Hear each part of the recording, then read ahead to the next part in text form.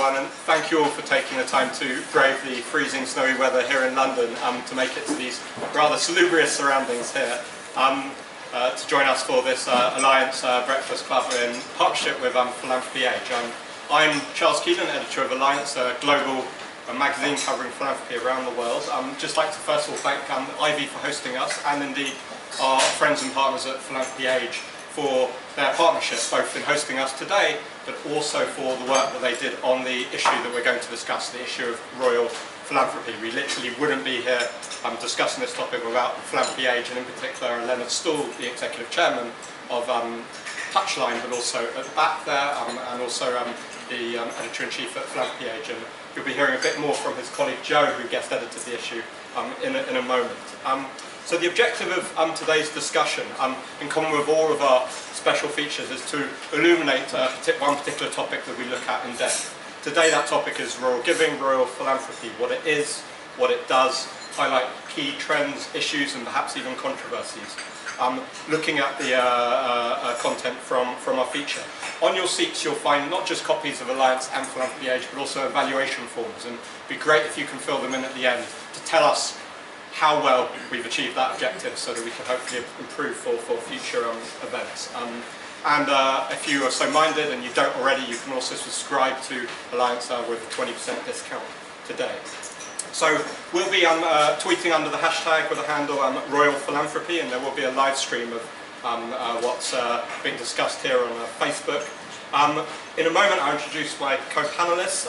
They'll be making some brief contributions initially, and then we'll be trying to open up the space for more wide-ranging exchange. But before I introduce the panellists and Joe, who will kick off, I just want to make a few introductory comments about the issue of royal philanthropy that you've all got in front of you here.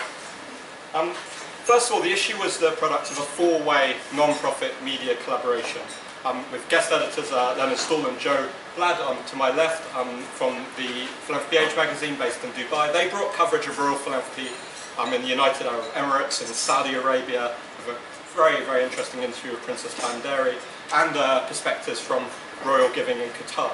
Our partners in the Netherlands did Dikke Blauw, and our partners in Denmark Fonds, contributed viewpoints from those countries. And I also brought together some perspectives from royal giving in the UK, Australia and Thailand. So we have both a truly global perspective on this topic, but also it shows what media partnerships can do at a time when the media is under pressure, potential for collaboration and synergy across the non-profit media. So in that sense I'm particularly proud of the fact that we've got these media collaborations to try to take forward and give readers a broader perspective of these topics.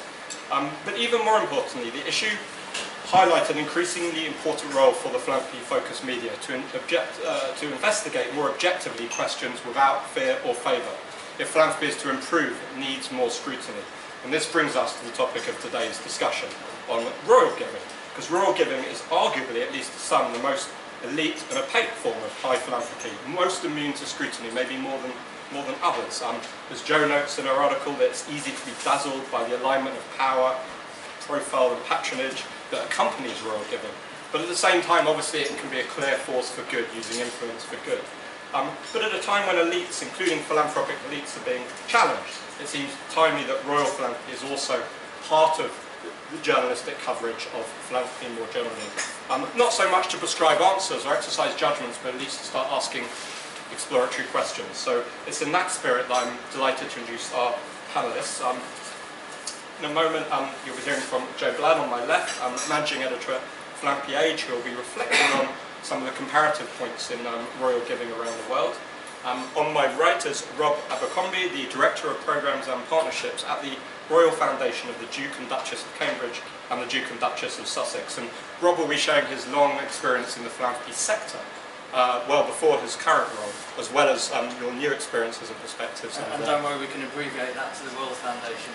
The Royal Foundation. I think we'll be here all the time. We can abbreviate it to the Royal Foundation in this context. We know it's the UK Royals, of course. And then on my left, far left, is Dale Cooper, the Director of Communications and Strategic Partnerships at the Queen Rania Foundation, and he'll be talking about his experiences with the Rania Foundation in Jordan. So thank you all for being here today, and all of you for coming. Joe, if we can start with you, you're going to give an overview of your work on the special feature, so over to you. Okay. Thank you everyone for coming, for braving the snow. I live in the Middle East, so I'm freezing, and I'm sure that most of you are also feeling the cold.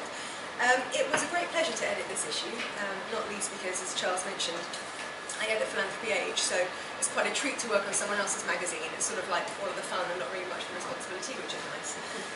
And this is also a great issue of Alliance to edit, because I think it captured Royal Philanthropy around the world really beautifully. There's a real array of articles and opinion pieces from people in different regions. And I think it gave me time to think more strongly about this particular strand of giving. And my end, sort of bottom line for me, is that I feel that Royal Philanthropy is sort of perversely very high profile, but also really quite under scrutinised. It has quite a lot in common with charitable giving by the world's wealthy. You know, it's that sort of quite heady mix of money and influence, prestige, and it's used ostensibly for public good. But you rarely see it get the kind of quite critical headlines that big ticket philanthropy does. We regularly see quite sharp headlines about, say, how Jeff Bezos is giving away his billions, or how the Gates Foundation is skewing public health priorities by the way that it gives grants. But you rarely sort of see Royal Philanthropy subject to the same kind of public scrutiny. And in part, thinking about it in the Gulf, I think this is partly because it's long sort of been associated with almost quite a benign patronage. You see, you know, it's another day, another ribbon cutting, another collection of, you know, another bouquet picked up from a small child. And it's seen as quite gloss, as light touch, and it's another way to sort of just recast what is privilege as benevolence. And in that way, it's almost dismissed a little bit. It's nice. But I think Royal Philanthropy, as you've really seen in this issue, has evolved. Around the world, we see royal family members who are bringing cash, clout, and genuine influence to bear on causes that are neglected and that really need that kind of light shone upon them. In the Gulf states, Royal Philanthropy is a long-held tradition, and I think in many ways it's been seen as an extension of the sort of social contract that already exists between ruler and citizens and state, really. In the same way, the region's substantial oil and gas revenues are repackaged into welfare benefits for citizens.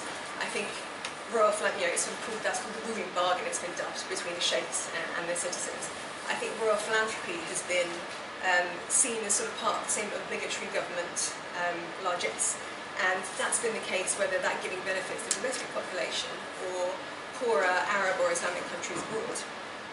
In Saudi Arabia, the first non-profits there were seeded by female members of the royal family, and I think that sort of tradition and relationship has continued. But that is moving. In the Gulf, we're seeing that a lot of royals are moving past what has been traditionally basic check writing to active participation, really using their political and diplomatic influence to support various causes. In the UAE, the Crown Prince of Abu Dhabi, Sheikh Mohammed bin Zayed, he's given more than $150 million in personal and state funds to the campaign to eradicate polio. And beyond that, you've seen the UAE and Sheikh Mohammed use his personal diplomatic and political clout to open up areas of Afghanistan and Pakistan that previously were resistant to vaccination campaigns. But as a Muslim ally, the UAE can go forward in a way that perhaps other countries can't. In 2017, he joined up with the Gates Foundation to launch a $100 million fund, which was aimed at tackling neglected tropical diseases around the world, which is a cause that has not traditionally got a lot of airtime in the Gulf. It's not something that's high profile. The idea is that he's pledging 20 million and Bill Gates will pledge up to 20 million, and collectively their competing power and clout will sort of raise the rest. In Dubai, Sheikh Mohammed bin Zayed, Sheikh Mohammed bin Rashid Al Maktoum, we have a lot of Sheikh Mohammeds, there's 3 key ones.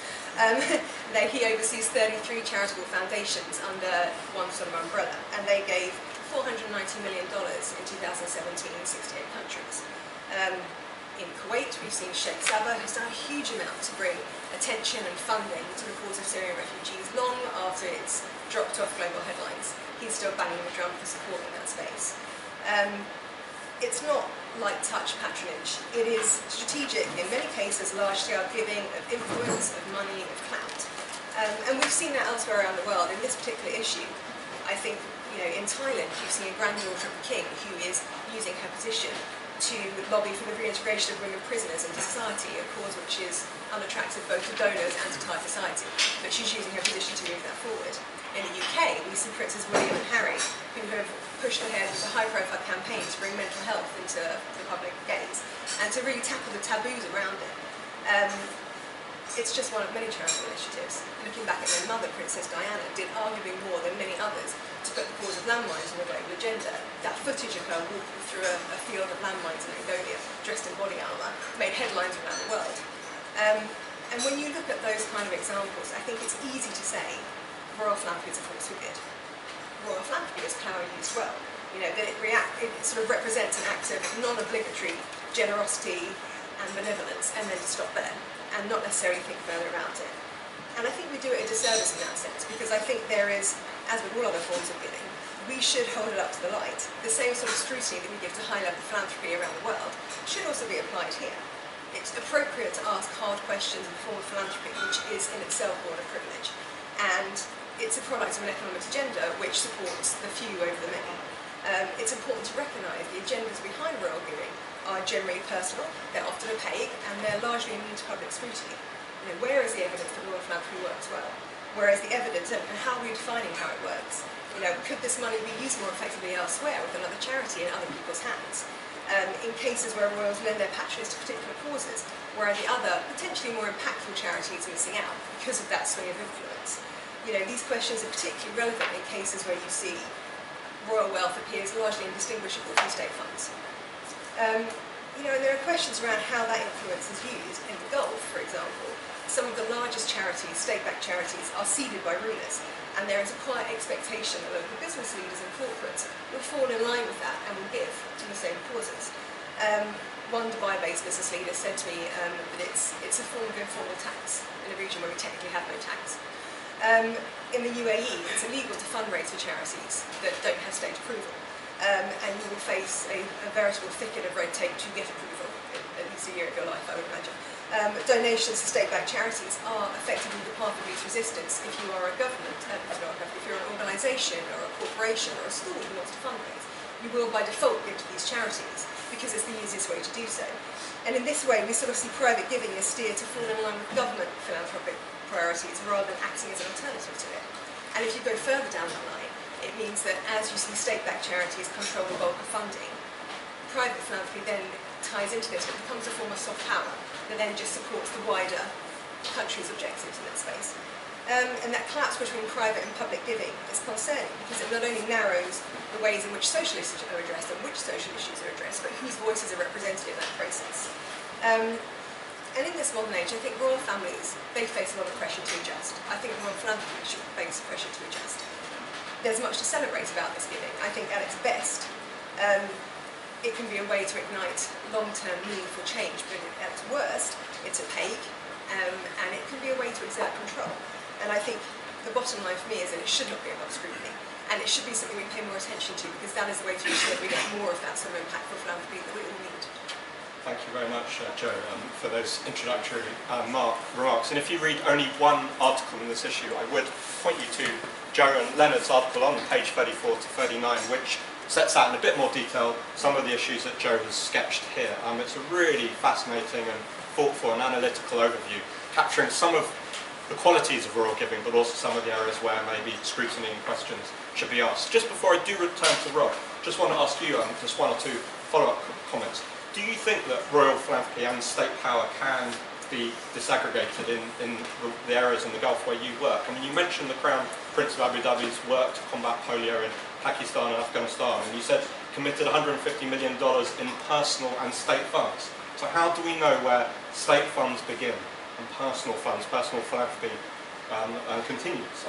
How does that work? So in that particular case, he was quite clear in where he was giving personally and elsewhere, but I think that the structure is different in the Gulf, in the sense that there is a lot more blurred lines between what is state and what is personal giving, because the structure of society, it's that tribal structure essentially, so it's quite different. I do think you are seeing a swing. Princess Bandari, who is the CEO of the King Khalid Foundation in Saudi Arabia, she's the granddaughter of the late King Khalid, who ruled Saudi Arabia until I think 1982. And she speaks very clearly about how transparency is critical to the work they do. Because whereas if you are Bill Gates, for example, who I've used twice now as an example, you can see where the money's come from. You can see exactly where he's spending his money and where he's That's not the case with King Carlo Foundation. It's different because it's family money and it's royal family money. So for her, she says the way to counteract that is to be as transparent as you can be. I don't think there is the same pressure around the Gulf in all cases for that to be the case, and I think they're quite unusual in that sense. But I do think there needs to be a push towards that. There's certainly not enough of it at the moment. Well, and sticking with Bill Gates, if we can for a moment, I mean, he might be faced with a dilemma. On the one hand, wanting to tap into the philanthropic resources at the disposal of Gulf-based philanthropists. But if there's this ambiguity about whether it's state or philanthropic power, could investments by Western philanthropists like Bill Gates reinforce systems that are maybe require change, political or democratic change, but actually if we're working at elite level between an elite Western philanthropists with those philanthropists in the Gulf, that can maybe forestall that change and even maybe create resentments amongst citizens? I think one of the key changes that I've sort of seen is that there is a push among individual high net worth philanthropists in the Gulf to think more carefully about what they do with their money. That's slightly different to Royal, because Royal by default will fall in line with government agendas. They're not going to divert from that because their agenda is the government agenda. It is the country agenda. But individual philanthropists are pushing further towards, I think, being a bit more transparent. I think thinking strategically about the sort of bang for buck they get for their dollar, which is quite different to what previously governed, which is that you gave because it was a religious obligation, and that was predominantly where you looked.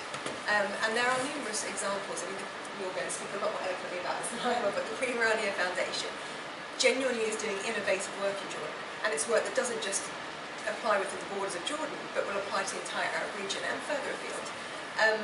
So I'm hoping that we will see more of this kind of trend going forward.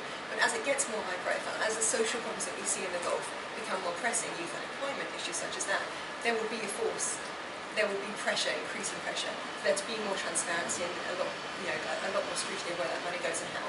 Thank you, and we'll return to the work, in particular in the Jordan, in a moment, but we're going to look at the case of the UK and the British royals. There's a piece in the magazine about Queen Elizabeth Diamond Jubilee Trust and the work they've been doing on preventable blindness. But we only had a very brief focus in this magazine on the work of the very well-known, in some cases celebrated princes, or dukes in this case now. So turning to Rob. You're going to reflect on that, so I just want to pass the floor to you. Okay, thanks very much, Charles. I'm relatively new to Royal Philanthropy, less than a year at the Royal Foundation. And one of the questions Charles put to me was about what is the potential of Royal Philanthropy. And I think it's the clear potential to do some good work is what drew me to it.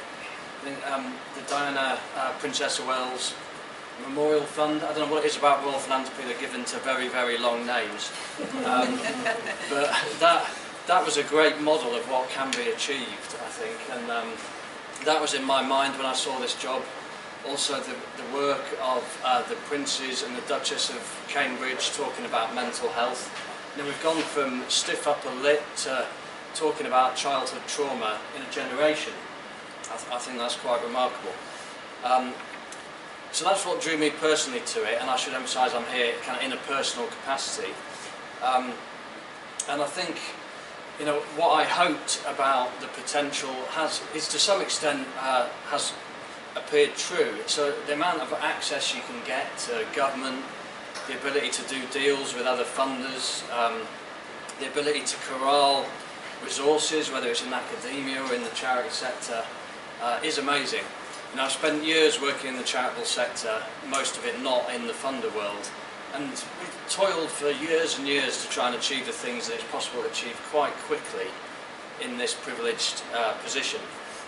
So, you know, in short, public figures have soft power, and that's obvious, and the better known and the more popular they are, the more soft power they have. And I see our job at the Royal Foundation is about thoughtfully applying and seeking leverage for that soft power in pursuit of the objectives that our patrons have determined. And you know, and those objectives are not contentious in our case. They are about reducing stigma around mental health, ensuring wounded and injured service people are properly looked after, and so forth. So there's absolutely no issue for me in getting behind those objectives. And I think there's a clear track record of what you can achieve. We talked about mental health stigma. You know, we've been able to get the Ministry of Defence to change their behaviour across all, the way they look after all serving personnel.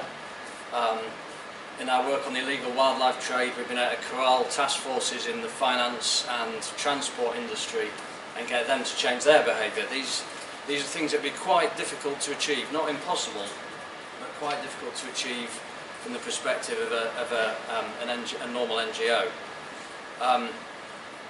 However, that's the really lovely aspect of it. The difficult bit is that soft power has to operate in very, very narrow boundaries. It's highly constrained. You know, we have to maintain a distance from politics and even from policy, unless it's defined in a very specific way. And, you know, and the source of our soft power comes from neutrality. It comes from individuals who are above the political fray and who can look to much longer term timelines. So both the source of the power also carries with it quite a narrow constraint. So I've heard it talked about that, you know, being a member of a royal family is an amazing platform to seek change, but in using that platform you have at least one arm tied firmly behind your back. And this is soft power we're talking about, so it has its limits. Maybe in the Gulf it's a little bit less soft, or the boundaries are blurred. But certainly for us, you know, working with banks in the city, getting them to use their financial crime infrastructure to crack down on illegal wildlife trade, that's quite an easy ask. And they jump to it because they kind of like a bit of, they like the association, it works for them. A few years back we tried convening tech firms around cyberbullying, and we didn't get anywhere near as far because their commercial interests push in a slightly different direction, or at least their understanding of them did at the time. And I think the dial's probably shifted. It was maybe a little ahead of its time. There's a clear demonstration that although they're very polite, they also fend off. So in applying soft power, you've got to understand the interests at play and your ability to go with the grain of those interests, because you won't get anywhere if you push too hard against them. So there are limits. Lessons for the wider sector, it's another question Charles posed. I think absolutely. I don't think this job that I'm doing is inherently that different to philanthropy in general. See, we operate in the public domain, which gives it a particular edge, but actually it's what is inherent about philanthropy, I think, is about seeking influence and leverage. Because poor old Bill Gates is getting discussed a lot. Even with all his billions, you can't spend your way out of problems. You know, there isn't enough money. And the polio example, he's used his money to leverage huge amount of other resources in. So if even Bill Gates has to seek influence as his real method for achieving change, and that's massively more true for the rest of us. You know, we give away 5 million quid a year. I don't know how much Bill Gates gives away. It's a lot more than that. It's more than that. And so what is it we need to seek to influence? Well, it is the sector, it's the organisations we grant to, it's the fields they occupy. It might be public services, it might be government policy, even the way markets operate. I think for philanthropy broadly, the prize is affecting change through these things. And that may be about giving away grants, but it isn't the only option, I don't think. Funders can get access, they can be treated as equals in a way charities aren't always trusted to do. I'm not saying that's right, but clearly it is the case. You know, I've been in Whitehall talking to civil servants with this hat on, and it feels very different to some of the previous hats that I've worn, coming from organisations who are considered by them to have an agenda. So we can get a hearing, we've got a voice, I believe we should use that. So normally funders are going to be working through others, but they shouldn't be shy working themselves where they're in the best position to do so. And obviously we need to be careful about how power is used. It's easily abused, consciously or subconsciously, and there's a huge debate to be had about how power is distributed. I'm not saying it's fair, but I also think it is an abuse of power not to use the power that we have in the sector to achieve positive change. Thank you. Thank you very much, Rob, for those observations. And it's very interesting to see a field which maybe hasn't had the professionalisation traditionally, having sector professionals like yourself that provide that kind of strategic lens through which to add value to the work of Royals. So a very interesting development and mirrors maybe some of the things you were saying about philanthropy in the Gulf context. But before we go to Dale though, just want to ask you those questions about power and the legitimacy that the ability to use power relies on your legitimacy to do so. And you made that point about fairness, that, you know, to what extent, you know, in your former roles you weren't able to get access in the way that you have now, the access, the ability to convene, do deals, get a hearing. Do you think, where does that legitimacy come from in the case of the Royals to do that, given that, you know, their position is based on, arguably, on their inheritance, on birth rather than on merit? Given we're being streamed live on Facebook, you'll forgive me if I don't get into a debate about the legitimacy of the monarchy, but I mean, I take the general. There is a question about legitimacy of philanthropy, and I think there's some strong arguments made that philanthropy ends up getting used as kind of cover for maintaining the system. I think it was, what was the comment, benevolence or privilege disguised as benevolence. Or recasting it as benevolence. But yeah. just thinking about that, in philanthropy, some of the big debates that are taking place in America and the UK are about, in order to increase its legitimacy, it has to reflect more the society of which it's a part.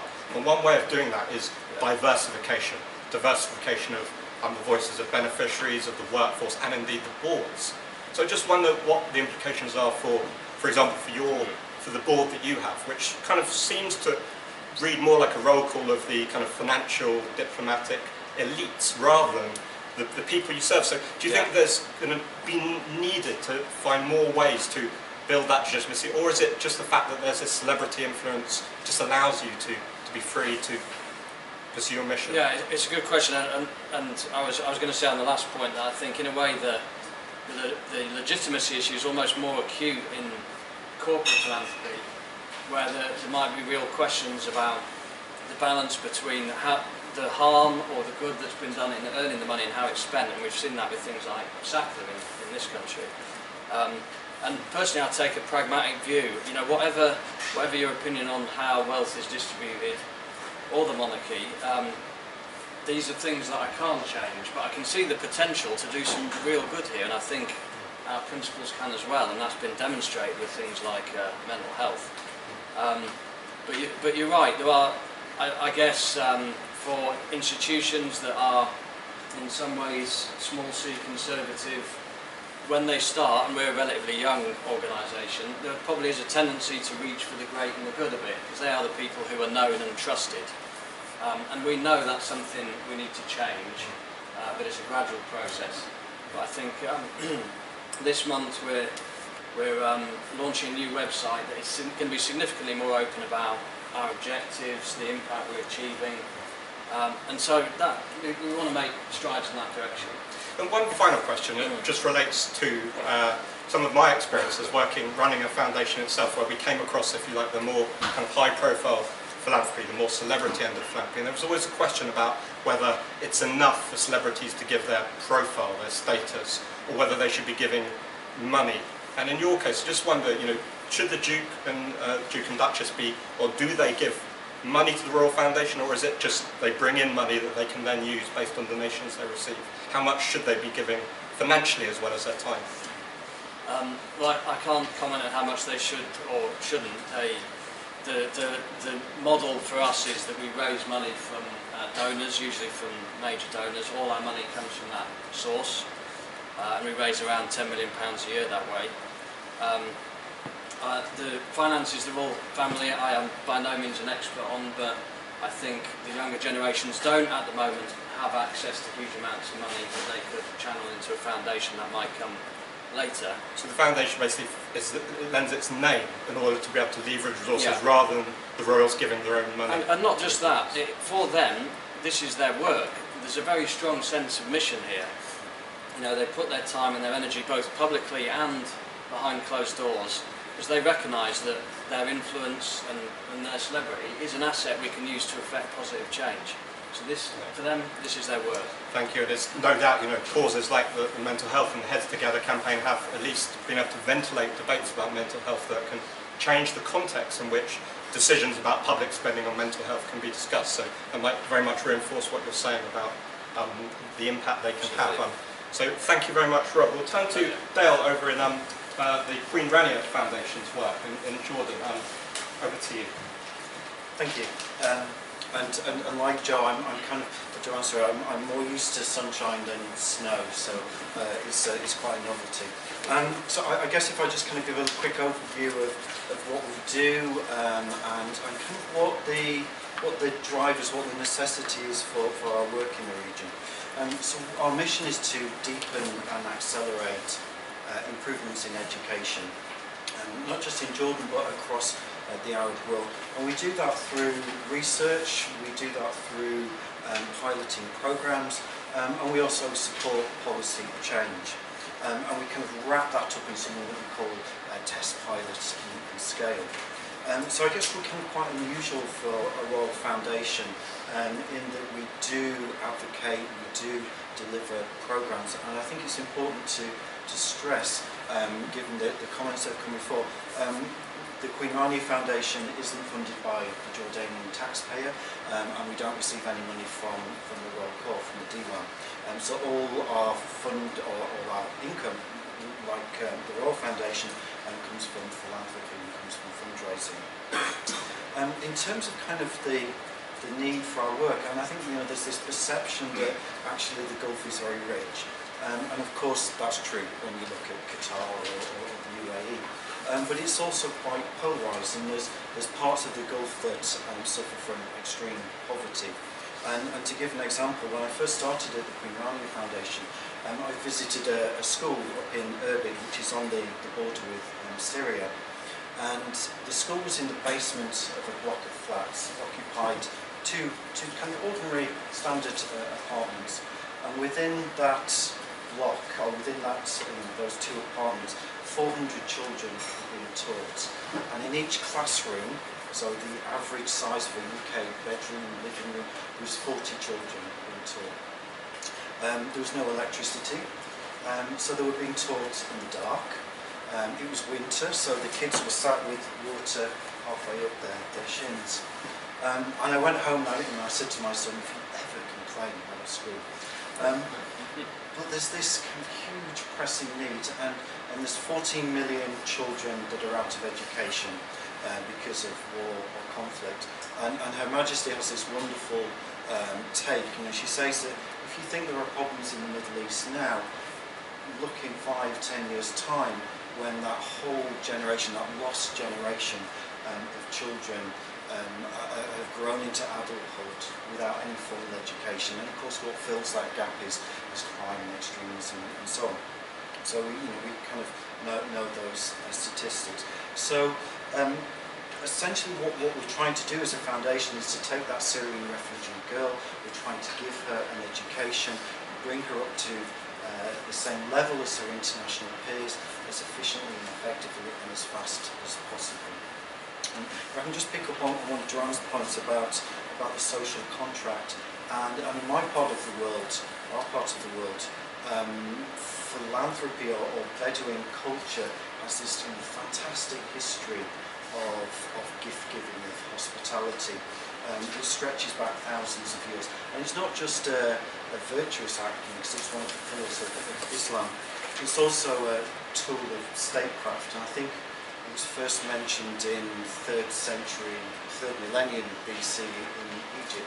So there's this long tradition of philanthropy, royal philanthropy, religion, the state that is kind of bound together. It's a kind of long, deep embedded tradition. But it also raises really valid questions that as a foundation we try and grapple with in our day-to-day work of transparency, governance, of impact. And these are real live issues for us. And as a foundation we try and take a modern, innovative, transparent approach. So I'm sure that lots of these will come up in our conversation, but it's a real, the issue, the Royal Philanthropy issue is really timely, I think, for us, for the region, and it's a great piece. Thank you very much, Dale, for that initial overview. I think, given the time, and you only have probably until about 10:15, I want to make sure there's space for you to share your thoughts, your perspectives and questions, and then I will come back to you there with some loan if we don't have any from anyone here. But please do raise your hands if you have a question or a comment, and maybe perhaps just say which organisation you're from too. Sorry, John, I'm just going to add one thing to what Joe said. Sure. Certainly in the UAE and in our part of the Gulf, there is sort of an unseen, hidden expectation that if Sheikh Mohammed is supporting cause, that the corporates and individuals sort of are behind it. So, Dubai Cares, for instance, which is a Dubai charity, the corporates are almost expected, bigger organisations are almost expected to give support to those organisations. It's very different to the UK, where you support everything. There is a pressure, there's a real soft power for people to sort of support them. Well, let's put that to Dale. Is that an expectation you find, or that you can exploit at Queen Rania Foundation, that there might be people in the country that can... I will say slightly preemptively that Jordan has quite a different structure in that kind of way. I would say in many ways they're part of the Gulf. It is, yeah, I would say it's...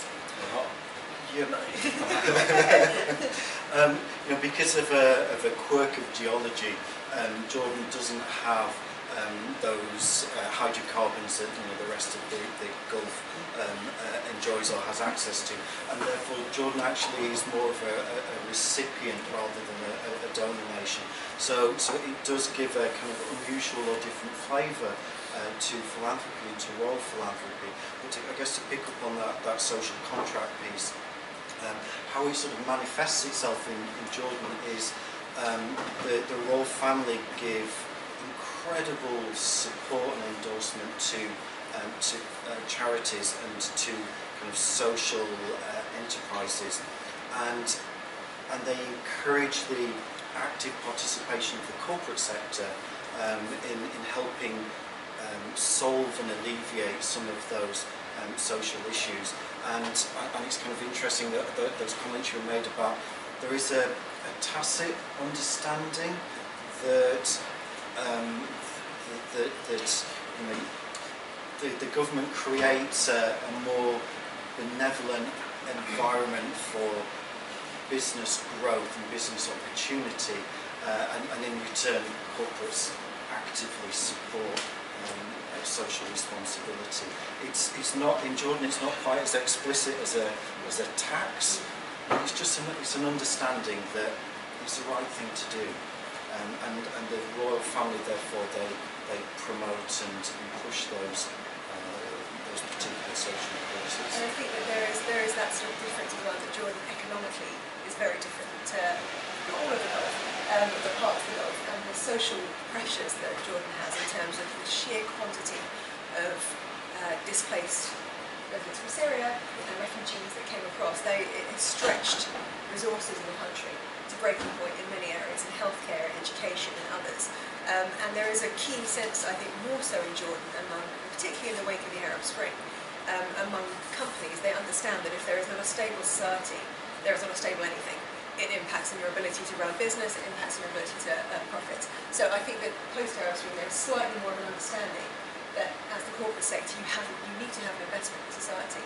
You have a vested interest in making sure it's stable, because it impacts on you when it's not. I mean, we worry in the UK about immigration, and 25% of the Jordanian population are refugees from Iraq or Syria. That's not also taking into account the refugees that came over in 47 or 50 or whatever. So Palestinians are third generation. Yeah. Angela, did you have a question? Or is there any other questions or comments? Gentlemen. Jakob von Uxbridge from the World Future Council. We work to identify best policies in health to spread them to other countries. And I found, going to the Gulf, that there is interest up to a certain level, like they will even host a dinner on the event, but after that it sort of stops. Isn't sort of the concern not to be seen to be doing something too political? Is it very much sort of conventional policies is something which would be of interest. So I would say there's a 2 points there. Firstly, I would say that philanthropy in the Gulf is very like business. It's multi-touch and it's a slow burn. It takes a long time to sort of gauge, and then it tends to move quite quickly when it does. It takes a long time to get to that stage. So I would say point one. I would also say that giving in the Arab region, which is a big region, so it's not one lens, there's multiple versions, but it is quite different to that in Europe and in the US. And I think that and there's often a tendency, not from you but generally, to think that because it's less formalised and it's not structured, it's not professionalised in the same kinds of ways you see elsewhere, partly because we don't have the tax incentives and other things, to think that it's further down the philanthropy curve, so to speak, than it is elsewhere. But actually I think it's just very unique. The way in which it's given, it's bound in with social fabric and religion, and those are very powerful influences in the way in which people give and how they give. And I think there is an interest in best practice, but there's also, for a very long time, international organisations, I think, looked at the Gulf as a cash cow. And they would fly someone high profile in once a year who would try and drum up money, and then they would go. And that would be the extent of the engagement. And I think the Gulf is trying quite hard to make itself, and Royals often are leading this, to be active players in the field of humanitarian work or development. Similar, they want to get away from being seen as people who are just writing checks. They want to have their own say and agenda. And so I think they're interested in best practice policy. I think it takes a long time sometimes to really get that kind of traction that you need. But I also think they want to see that through a local lens, which sometimes is quite different to that which is seen elsewhere in the world. Could you mention on that note the International Humanitarian City in Dubai and the way that might be an example of agency when it comes to philanthropy and humanitarian work? Well, IHC is essentially is based in Dubai, and it's Princess Haya, who is Sheikh Mohammed bin Rashid's wife, is the patron. And the point of that, essentially, was that it was to be a hub for humanitarian aid. So that if there were events, if there were disasters or relief needed in our region of the world, I guess, they would use Dubai, this pretty fantastic logistics corridor, to get aid out quickly. And I think that was sort of the key point behind it. But the difficulty is that you see a lot of international organisations, from UNHCR downwards, who have come in with an expectation that having an office there would help them to raise funding in the region, which has not been the case. Partly because there's tight restrictions around it, and secondly because if you do raise funding in the UAE, you have to raise it under the banner, firstly government permission, secondly you have to raise it under the banner of a local state-backed organisation, and thirdly they take a pretty substantial cut of your fundraising. So I think what people thought it would be, which was that a quick route in, it's not turned out to be at all. Which is not to say it's not good for logistics. Well, I can't comment directly on the question. I don't know the Middle East, but I can comment on the relationship between Royal Philanthropy and policy in the UK, which is that there isn't one. So you know, it's back to the legitimacy point. My bosses are very clear about the limits of their constitutional role, and they wouldn't want to do anything that oversteps that. However, I do think that our activities can, as a kind of unintended benefit, can create some space for policy change. It is then for others to exploit. So, for example, through our mental health work, and I should emphasise we're not the only people who've been working on mental health. You know, Time for Change have been working on the same issue for many years. But as a major contributor towards changing attitudes, public attitudes towards mental health, that all we're doing is telling those stories and trying to shift the norms a bit. But what that does is it gives politicians an incentive to make policy change, and we have seen substantial policy change in mental health. It is by no means there, but it's very positive. So we're not claiming credit for that, but I think it is a benefit of what we do that some policy change can follow. Other comments? We'll go to you. So I'm Seth Cochran from Operation Fistula, and we raise a lot of our money from high net worth individuals who have either inherited or earned their wealth, and they decide their philanthropic decisions really by their personal decisions, unless they have a staff, in which case it becomes professionalized. My question is, you know, these individuals, these royals, we in the public think of them as individuals, but they're really institutions. There's there's a staff around them, there's strategy with regards to how they are perceived by the public and behave within the public sphere. So I just wondered if you could talk a little bit about how much of the decision making in their philanthropic activities are personal versus, I mean, you mentioned they're personal, but how much personal are they versus a decision by a team? I mean, I think probably like working for any family foundation, the personal and the professional get blurred up in ways that you have to learn to navigate, and I'm sure that's true for those individuals as well. So I can only really comment on the Royal Foundation, but in our case, it is personal.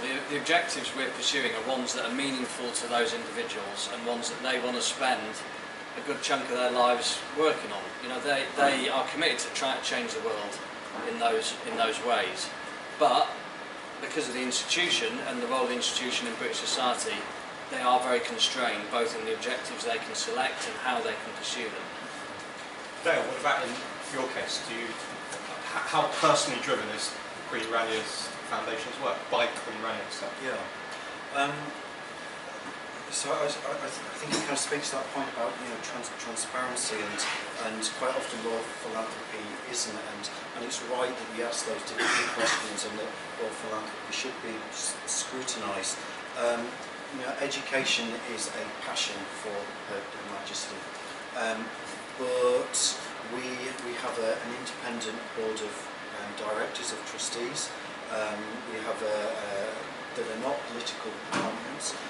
They're appointed based on their knowledge of education, of business, of law.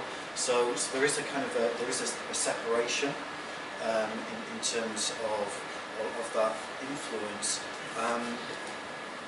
But she also uses her position to raise the profile of education, of what we do, to open doors, whether that's with policymakers or with funders or with the media. So it is a double-edged sword, and it's something that we're very conscious of, and also that she's very conscious of as well, and that any intervention is thought about carefully. But what I say, we're fortunate in that because we aren't funded by the state, there is a bit more flexibility there. It does seem striking that those individual the characteristics of family philanthropy, where you have family individuals and passions aligned with the professionalisation of that field, which provides those kind of institutional structures, seems to also be now being applied to royal philanthropies, whether it's yours or the ones that you work for. And that maybe is a new part of the story of philanthropy. Do you want to briefly comment on that, and then we'll go to Juliet and any other questions? Yeah, I'm not totally convinced it's new. I mean, I think Diana, let's not go for the rest of the title, I was muddling it up. But I like your formalness, Di. That was a professionally run fund and was quite groundbreaking actually in the way it operated, and I think it's a really good model, not just for royal philanthropy, but for philanthropy in general. You know, it was brave, it was cognizant of its influence and the kind of symbolic value of what it could do, and I think there's lessons in that that are pertinent now. And interestingly, Astrid Bonfield, the former CEO of the Diana Fund, is now CEO of the Queen Elizabeth Diamond Jubilee Trust, and she describes that strategic approach to her work on the pages of Alliance in this issue. And also, just as a kind of rejoinder to that point, in Denmark and the Netherlands, where we also have pieces about the royal philanthropies there, we are seeing those debates about those shifts between the personal and the more institutional structures developing. So there might be a global story to tell. Juliet, can I come to you? Raise your hands for us. Juliet I was having a quick glance at the guest list and saw there's a representative who I don't know from co-impact. We've got the feedback collaboration, it's quite a buzzword at the moment, and I apologise for throwing all on the spot because I have no idea whether I propose or come to my question. The feedback collaboration, do you think there is potential for the royalty around the globe, around the world, to start collaborating together, to share their values and share next generation? Sorry, on the spot, I don't know what I can. Or how much did it already happen? Joe, do you want? I think collaboration is nearly always a good thing, and I think that for next generation, it would be quite interesting. In the Gulf, we've said in this, there is, though it's slightly trickier subject at the moment, but you can see Mohammed bin Salman in Saudi Arabia, who's the Crown Prince, has a much higher profile than perhaps previous Crown Princes. You know, he's really gone out. And I think that you've seen others in, you know, the Crown Prince of Dubai, Sheikh Hamdan, quite similar, very high profile in the media there. And I think there is, and they, you know, I think there is an opportunity for them to talk about the work they would do. I think it's always the convening power that you see globally among royals is always something that's useful to tap. I don't know to which degree there will be that much common ground in terms of cause areas, apart from if it was something that was sort of had a global cross, such as refugee crisis or something like that. Yeah, similar. But theoretically, I would say yes. Can I come to Leonard there? You will also find that certainly when we are in the Gulf, Royal Philanthropy, although not exclusively, is turning in on its European regional issues because they are so pressing. Yeah, that's a really so where once there may have been quite an outward-looking perspective, it is starting to address its own issues. And I know, people do think the Gulf is a cash cow. When organisations come looking to have a check routine, there is often the feeling that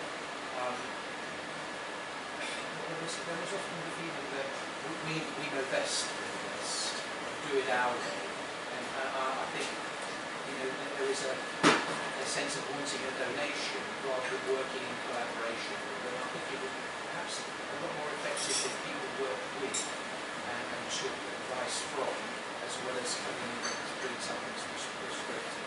So 2 points there. One about a bit more humility from Western philanthropists and appetite for partnership and collaboration with those people in other parts of the world, particularly the Gulf. But your first point was about regional collaboration and potential royal philanthropy. To what extent do you think, or do you, maybe Joe or Dale, think that regional cooperation of philanthropy can transcend regional divides? Because we know that in places like the Gulf there are tensions between different states and countries. But to what extent can philanthropy actually help overcome that? Potentially, let's say, between Saudi Arabia and Iran or others? No. Same for Qatar, no. Too entrenched. So where does Jordan lie in this? Can it bring... Again, Jordan isn't a wealthy country, therefore we are a recipient country, and therefore we have to tread a very fine diplomatic line when it comes to those regional differences. So on a kind of royal to royal, it is more difficult. But in terms of actually maybe working with commercial or transnational entities, absolutely. And we realise that the scale of the problem that we're trying to address is too large for us to be able to do that ourselves. And so, for example, this summer we launched a competition where we sought out education entrepreneurs because we realised actually we need the disruptive power of the entrepreneur. So we're really open to working with business and to supporting those entrepreneurs to see how we can scale up what they do. So actually, we're free to work across the piece, but the state piece is harder. There is, I would say that with one point with Jordan, is that because Jordan has been so generous in opening its borders and keeping them for a long period of time, I think there is a sense in the Gulf that there is an obligation to collaborate and support in that sense, because the Gulf doesn't recognise refugees, and that doesn't say that they don't have Syrians that are on visas, but it's not the same sort of formal structure. So I think there is a sense that they will collaborate in that piece with Jordan, but on a day-to-day basis, probably not so much. Yeah, and certainly within so the UAE, Saudi Arabia, Kuwait, that's all fine. With Qatar, it becomes a little more difficult. Certainly.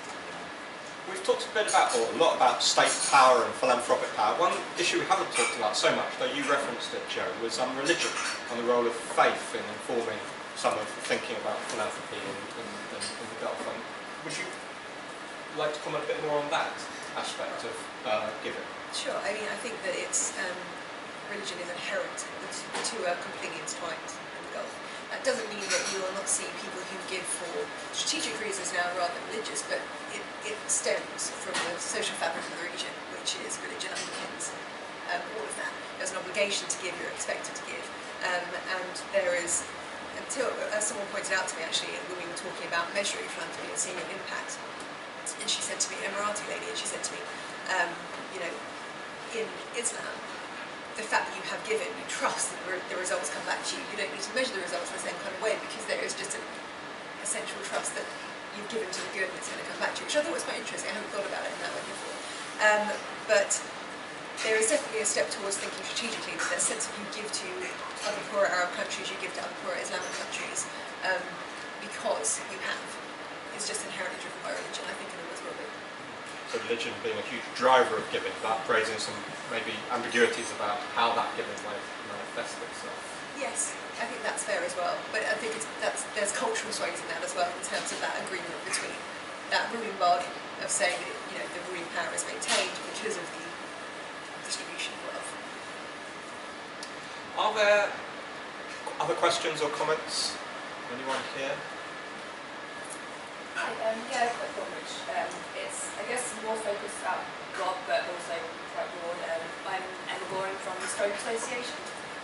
You've talked about kind of how Royal Philanthropy is often based on influence and influencing policy and sort of having influence on the external environment and systemic change attitudes. To what extent is the flip side also relevant? So to what extent is Royal Philanthropy influenced by shifts that are going on in policy and in the external environment?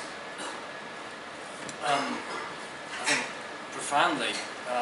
There was a point made earlier about the fact that the royal family as an institution need to adapt with the times, and I think the kind of style of philanthropy that is practiced by principles, as we call them, does reflect that. I mean, we have work to do on transparency, accountability, and so on. But yeah, I think we are profoundly influenced by the kind of zeitgeist and wanting to work with it. And I think you see that in how the principles behave in public. Yeah. Just to pick up on that very quickly, I would say, I know I mentioned it previously, but the King Khalid Foundation in Saudi Arabia is changing at a rate of knots at the moment, and it's got a huge push to work out its post-oil economy, how it's going to survive when oil prices continue to sort of stay low. And King Khalid Foundation has basically shifted its entire mission and vision to be in line with that. It's now focused on creating equal opportunities, which is not always an easy sell in Saudi Arabia. And working out how to ensure all citizens have access to opportunity and capitalise on it. And that means the advocacy work they're doing, the social investments they're making have completely pivoted in line with that because Saudi is changing so quickly, and there's a clear sense that as they go forward, they have this vast youth population who need access to jobs, who need to change, who need to feel immersed in their society to make sure it remains stable going forward. So I would say hugely in line with policy changes in the region. How responsive are they? In terms of kind of the rates of change, how far ahead would kind of the royals set their objectives and their goals? Are they committed to a certain to mental health or to tropical diseases for the next 2 years, and then they can reassess or how quick is the rate of change in this? Yeah, it's a good question. I said earlier that the institution needs to be above the political fray and above the political cycle, and one of the great advantages we have is we can think very, very long term, and that is the perspective of the royal family. Now they're thinking about the realm not just in 2 years' time, but in 20 or 30 years' time. So the Duchess of Cambridge, for example, has been clear that she wants to make her life's work about early years and child development and maternal mental health, which is a fantastic opportunity to be able to think about those issues with a 20, 30-year timeline. But so none of us know what's going to be going on in 20 or 30 years, so it's not easy, and it's one of the things I'm trying to work out is what does it mean in philanthropy to take a super long-term approach, And actually, practically day to day, we have to balance that with the news cycle as well, because there is the need to react to things that happen in the short term. So that's another kind of balancing act. I think we don't have the same political churn, which is it's different. And I would also say that a lot of the problems that the Royal Foundation's focus on, they're looking at poverty, healthcare, education, are kind of they're a long-term issue anyway. It's not something which will go away immediately. Youth unemployment in the Gulf, the wider Arab region, is going to be a problem for the foreseeable future. So I don't think they have the same kind of pressure in Saudi Arabia. The landscape is changing, the way in which it's governed, the social fabric itself is changing shape at the moment. And so I think they've had to adjust quite quickly to stay in alignment with that, to stay ahead of that, and to think about what sort of goals they're pursuing to best support marginalised groups of society. But broadly, I would say they're long-term goals anyway. In taking the Saudi case and the King Khalid Foundation, does it act actually as a critical friend to the government and the state there? It's almost part of that community of governing leadership, but is aside from it, and therefore can raise difficult questions like Princess Bandari did about domestic violence. Is it a question of being able to push so far but not too far in order to have that impact? Or I think she will say that there are definitely elements of Saudi society who disagree with her and don't like the work they do. But she very much sees her position as being able to go in and nudge and challenge and say to the government, "You've forgotten about this. Have you thought about this?" And it's you know the anti-domestic law, domestic abuse law that you spoke about. King Khalid Foundation lobbied for 7 years to have that passed in Saudi Arabia, and they finally got it done by running a campaign which made headlines around the world, which was a hijab-clad woman with a thigh that said "some things can't be hidden," which in the context of Saudi Arabia 6 years ago was shocking, and it made headlines around the world. And relatively soon after that, after 7 years of lobbying, the anti-domestic abuse law was signed into law. So I think that they do challenge. They work quite hard to be that voice, because as she said, if we can't do it, who does? And do you find that nudge and challenge in Jordan, where the Rania Foundation can provide that push? Absolutely. So Her Majesty has no constitutional role, and therefore, I guess like the Royal Foundation, it is inappropriate for Her Majesty to interfere directly into policy. However, what she can do is to raise the issues and can support policy change, but not necessarily kind of instigate policy change. So it's kind of a very subtle difference. Ian Frith from Advocacy. Can I ask a question around innovation and innovation in philanthropy?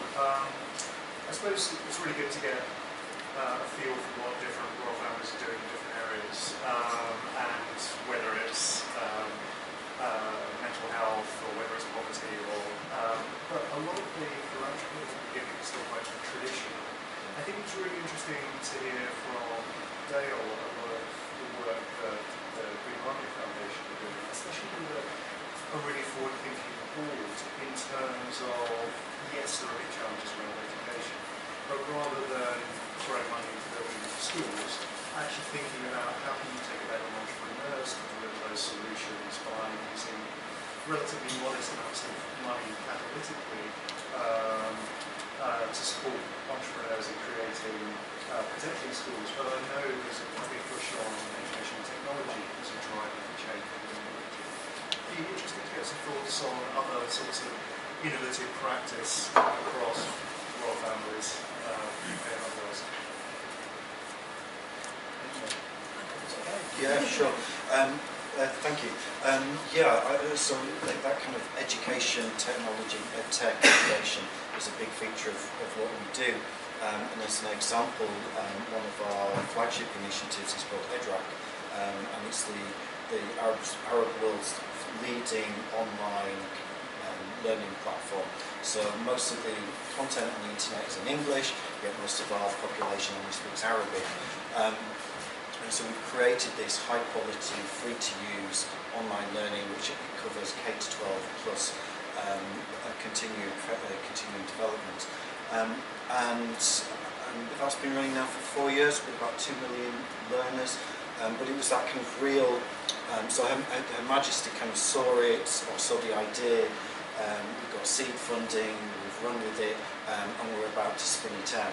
So it's we kind of she has a huge interest in that kind of innovation sector, and how can we be really imaginative and fleet-footed given the few resources that we have to deliver maximum impact. So innovation features heavily in what we do. Yeah, sure. I mean, the Royal Foundation is very much not a traditional grant maker. We do make grants. We also convene, we run programs, we've spun out global brands like the Invictus Games. We've just spun out another organisation called Mental Health Initiatives that's just started was in the process of launching a digital mental health crisis service. Quite a lot of digital initiatives, I think just because of the generation that our principals belong to. I wouldn't say we've arrived at that model as a matter of kind of deliberate policy. It's just emerged naturally from the sort of imperatives that we have. But innovation always, I mean, for me personally, as a veteran of the sector, innovation makes me groan because of this kind of, I don't know, celebration of the new over things that have been around, that have been proven, that have been struggling for scale. So I'm a little bit suspicious of innovation. It's just a personal thing. And I think innovation can be as much in the how you do things. So one thing that I'm hoping we're going to get involved in is kind of taking the collective impact model from the US, which, as you probably know, is about groups of organisations concerned about a difficult social problem, agreeing shared objectives, getting the people with lived experience at the heart of it, and putting substantial sum of pooled funding behind those objectives over the long term. It sounds really simple and obvious, but it just doesn't happen very much. So I can feel if anyone's got the convening power to try and push that a little bit in the UK, it's us. So that's the kind of innovation I am dearly hoping for. Yeah, I'm not sure.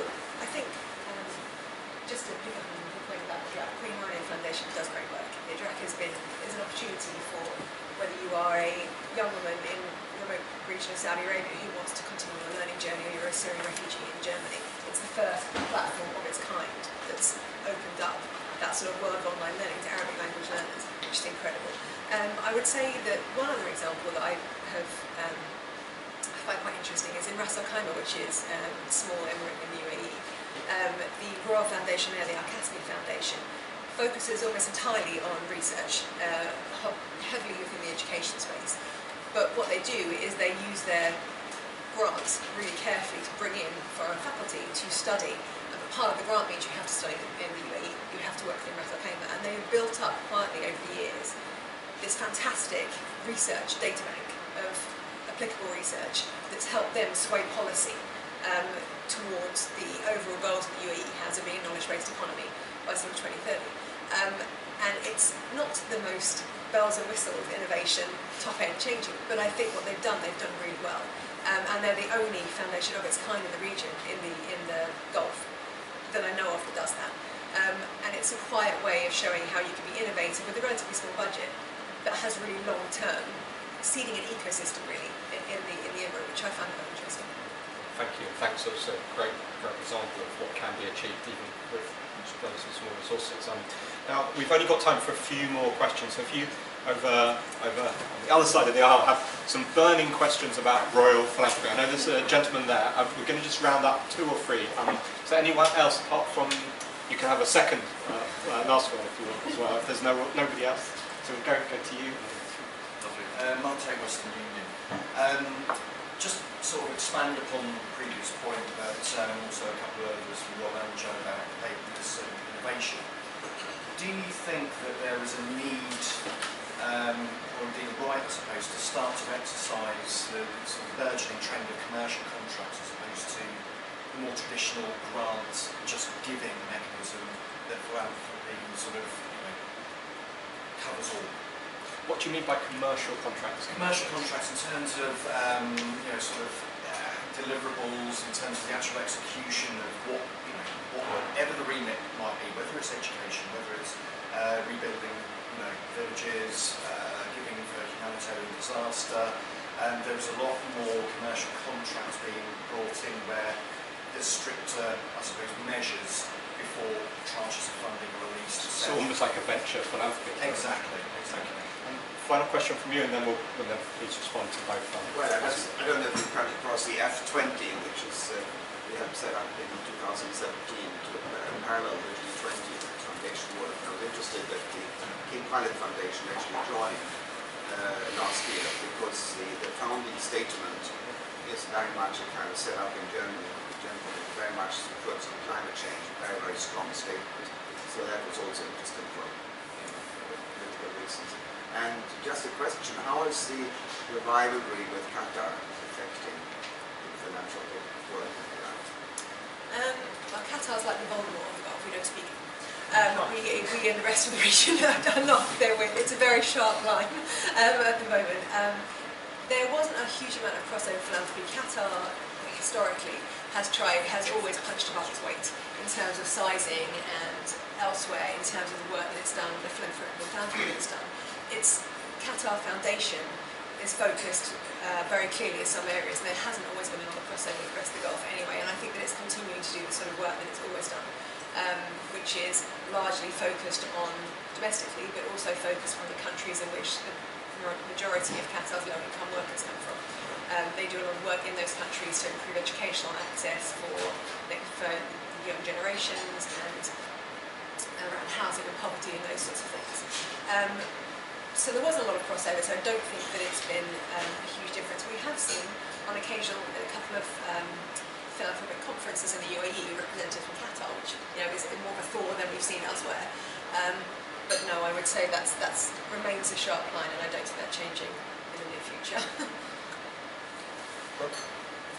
So on the question about contracts versus grants, I'm not familiar with the international development context so much, but in my last job at New Philanthropy Capital is certainly an issue, a really live issue in the UK about particularly government in all its many forms using contracts with charities and creating competitive marketplaces for contracting. And we could easily do a whole breakfast session on that and the rest.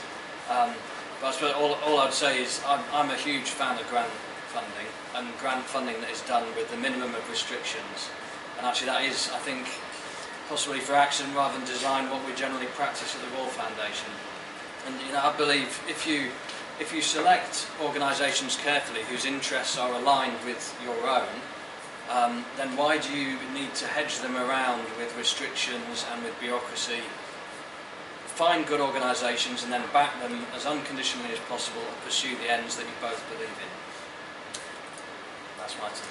I agree with that, and I also think that there's a distinct difference between when you say to organisations, non-profits, be innovative, be bold, but you also have to sit on a hamster wheel of annual funding, which means that you need to keep an eye on that, and you have to worry about that. It's very difficult to sort of marry those two. I think there's a push towards saying to non-profits, do more with less, and for as long as you can, but that's not always supported by the sort of unconditional funding that I think a lot would like to see. Just as a slight final comment. Does that, and I agree, I absolutely agree, but don't you feel that actually adds to the opaqueness of funding in general?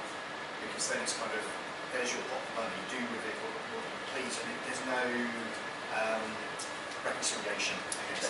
Before you come back, can I I'm conscious of the time and that being a very important topic in terms of funder-grantee relations, how they're structured, issues around transparency, metrics, but probably a conversation for you to take to the bar afterwards, or another if I may. So I want to just give the floor very briefly to Dale, just for any closing comments, maybe on that point or the other one, before I just wrap up. Yeah, sure. Part of my job title is strategic partnerships. And so we see that it goes well beyond pure fundraising, and actually we need to think about these relationships more holistically. And I think when you look at what's happening in the Gulf, there's some really interesting trends around blended philanthropy that isn't quite philanthropy, it's not quite CSR, it's not quite consultancy, and it's all kind of blended together. So there's some really interesting trends there. And then just very quickly on the kind of impact and reporting and metrics, my employer, Her Majesty, before she became Queen, worked in the private sector, and inevitably, I think she brought some of what she knew into that role, and so she sets me metrics and KPIs, and I have to sit and go through them with her. So yeah, I'm not immune. Interesting to see you in the room with the Queen setting you metrics and KPIs. And on that point about metrics, Princess Laurentine, who's featured in the piece about Dutch Royal Philanthropy in this issue, also came from that private sector background, and those debates about metrics, impact investing, are surely topics that reflect this kind of dynamic change in the philanthropy sector that we at Alliance and you at Philanthropy Age and others are trying to capture. So lots more to discuss, which is what makes our job necessary and important. So if there are those with the backing to provide support for the philanthropy focus and philanthropy sector focused media, then please do consider that as a venue to help raise a mirror to the sector, ventilate debates and get the debates going. And I hope today's discussion gives a sense of what we can contribute, what can be achieved for creating a democratic space to ask both searching questions within a constructive environment to move the issues on. So on that note, please do complete your evaluation forms. Consider subscribing if you don't already do so. And that will enable you to come for free to our next Breakfast Club, which will be taking place on the 27th of March at the Thomson Reuters Foundation, and focused on the issue of systems change, which is the topic of our March issue. So if you want to talk systems change at Thomson Reuters with us on the 27th of March, please do come along, please do subscribe, or you can sign up and pay for that event. It just leaves me to thank our colleagues at Philanthropy Age for their partnership, not just today, but over the last couple of years. It's been very rich and fruitful and allowed us to bring new dimensions to our coverage, and I hope that has been useful to you in terms of the philanthropy sector readership that we have. So thank you in particular to Joe and to Leonard on that note. And thank you to Dale and to Rob as well for the perspectives you brought from important Royal Foundations who are doing in many ways cutting-edge work with new models, like them or not. So I'd just like to also thank my immediate colleagues here, Zibran, Amy and Gabby, who have worked so hard behind the scenes to make sure that events like this can take place. I'm sitting here and doing maybe the easier work. They've done all the hard work of making sure the events take place. So I just want to end by thanking them and indeed all of you for coming, and I look forward to further conversations about all things philanthropy. Thank you very much.